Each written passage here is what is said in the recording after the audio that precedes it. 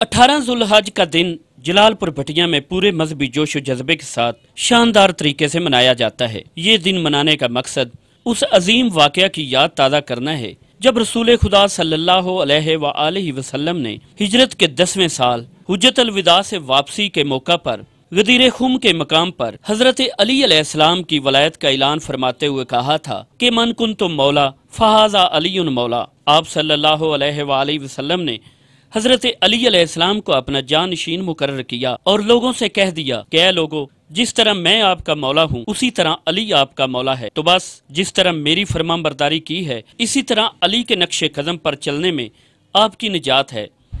बिस्मिल्लाहिर्रहमानिर्रहीम। आज 18 ज़िलहज है, ईद गदीर। मैदान गदीर में मौलाए कायनात की इमामत का ऐलान पैगम्बर इस्लाम ख़ातिमुल अंबिया ने आखिरी हज से वापसी पर 1.25 लाख सहाबा कराम के मजमे में पालान का मिंबर बनाकर अली इब्न अबी तालिब को मिंबर पर बुला के बाजू बुलंद किया, यहाँ तक के हाथों की बगलों की सफ़ेदी ज़ाहिर हो गई और फरमाया मन कुन तो मौला फ़हाज़ा मौला, जिस जिसका मैं मौला हूँ, जिस जिसका मैं सरदार हूँ, जिस जिसका मैं आका हूँ। आज के बाद अली इब्न अबी तालिब क़यामत तक उसके मौला हैं, उसके हाकिम हैं, उसके सरदार हैं। तमाम मुसलमान आएँ, न्याज खाएँ और मौला की खुशी में शामिल हो। जलालपुर भटिया मरकजी इमाम बारगाह हुसैनिया में ईद गदीर की खुशी में हर साल जलेबियाँ तकसीम की जाती हैं।